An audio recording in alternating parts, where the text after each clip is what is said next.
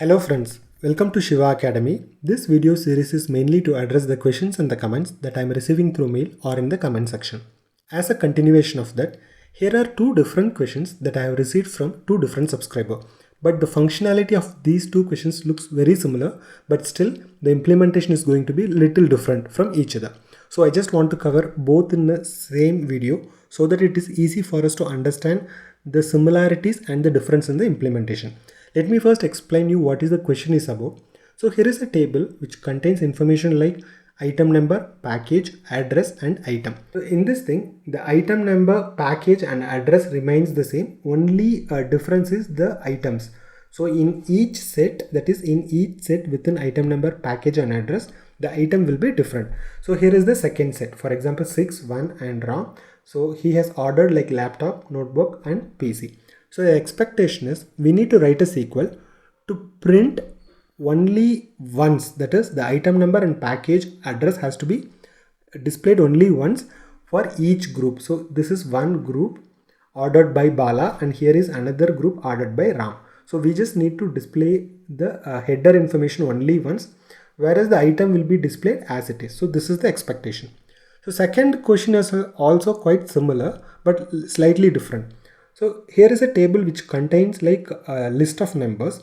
The expectation is we need to write a query to print null if there is more than once the same number occurs. For example, in this case, the 4 occurs twice. So for the first occurrence, we just need to display the 4 as it is.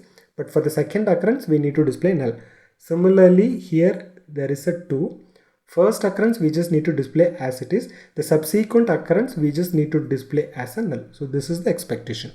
Now let me show you how to write a SQL to achieve this functionality. So let me create the table. So the table is created. So let me just populate the test data, whatever I have showed you in the slide. So the data are populated. So let me first query from the table. So first let us select all the columns. So I'm just selecting all the columns here. So basically what we need is for each set we need to display the header information only once. That is like item number, package, address has to be displayed once, whereas the item has to be displayed as it is. So first we need to identify each set. So set is nothing but the group of rows which having the same item number, package and address. So within each set now we are just going to give a sequential number. So further what I'm going to do, I'm just going to use the row number analytical function over partition by, because my intention is I need to identify the group. So the group is nothing but item number, package and address. So within this I'm just ordering by row number. So now if you see, let me just give alias as R. So now if you see within each group, so this is one set. So within each set we are just giving a sequential number. So here is another set.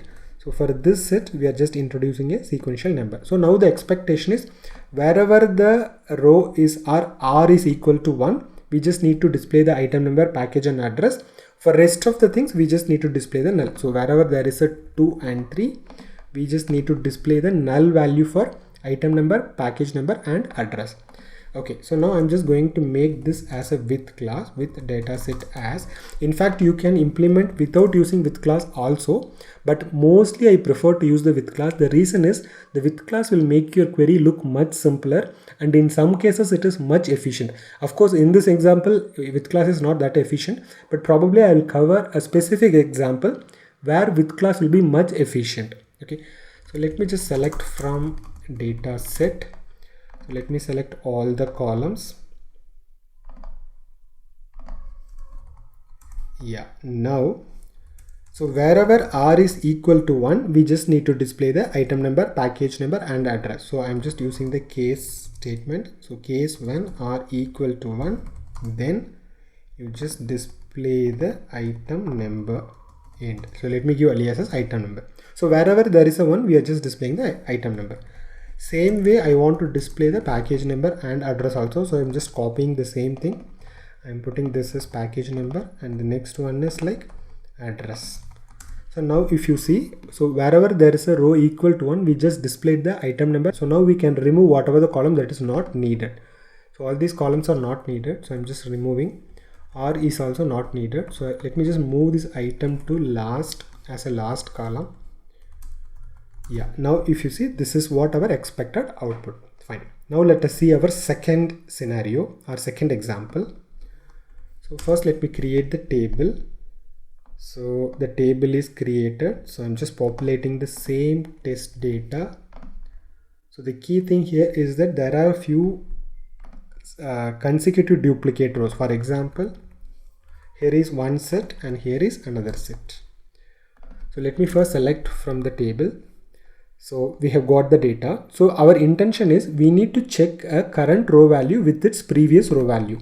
If both are different, then we need to display as it is. But if both are same, then we need to print null. For example, row number 7 is equal to row number 6. Then we need to print null for row number 7. Let me take the row number 9 and 8. Row number 9 is 2, row number 8 is 1. So 2 is not equal to 1, so you just print 2 as it is. Whereas for row number 10 and 11, it is equal to the previous row's value. So in these cases, we need to print the null value. So to access the previous row value, I'm just using the lag analytical function. So over order by row name. So we just got the current row value and the previous row value in the same row. So here is the 2 and 1 is the previous row value. So for example, here 4 and 3 is the previous row value. 4 and 4 is the previous row value.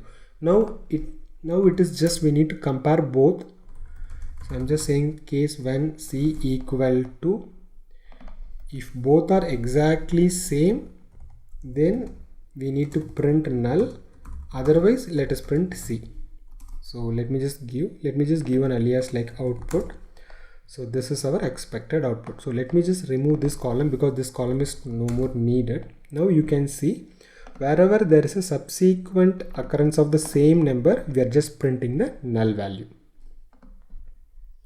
So here is the same query. So just to quickly give you a reiteration. So here the intention of this row num is just to give you an idea like to getting the set, and within each set we are just going to put like 1, 2, 3. 1, 2, 3. That means within each set we are going to give a sequential number, and wherever there is a 1 we are just printing the number as it is. Otherwise by default it's going to print the null value.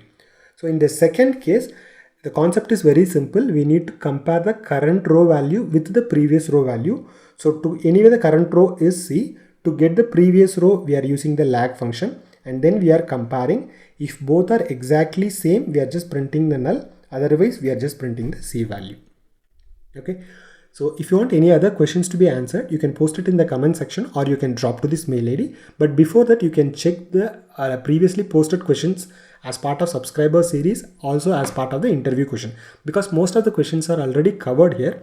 If you are not able to find your question, please write back to me. I'll be happy to record and post as a separate video. If you have learned something new, please like this video, subscribe and stay tuned for new feature video, interview question, SQL practical question and concept videos. And thanks a lot for watching this video. Please click the bell icon if you want to receive instant notification whenever new videos are uploaded into this channel. Thank you.